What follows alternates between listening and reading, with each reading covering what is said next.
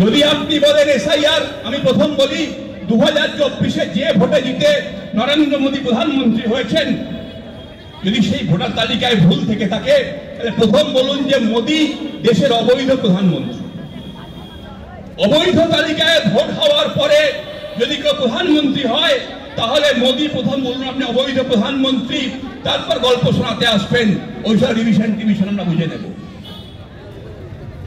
এরকম করে মানুষের জীবনের সাথে খেলা, গরিব মানুষ, খেটে খাওয়া মানুষ, ভ্যান চালানো মানুষ, ওখানে 65 লাখের নাম বাদ দেওয়ার চেষ্টা হয়েছিল, তারা বলেন আমরা কিছু কমেছে কিছু বেড়েছে।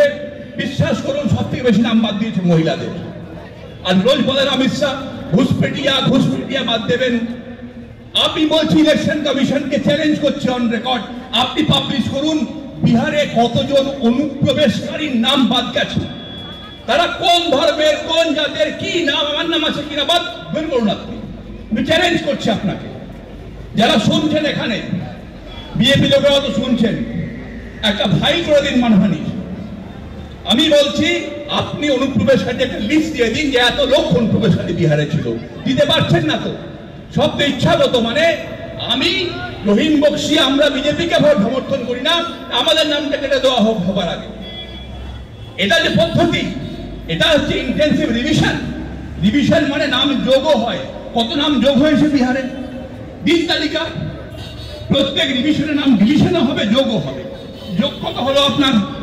যোগ তো হয় না, শুধু বিয়োগ। আসল গল্পটা হচ্ছে পশ্চিমবঙ্গে জেনুইন ভোটারদের নাম কেটে দেওয়ার একটা চক্রান্ত হচ্ছে।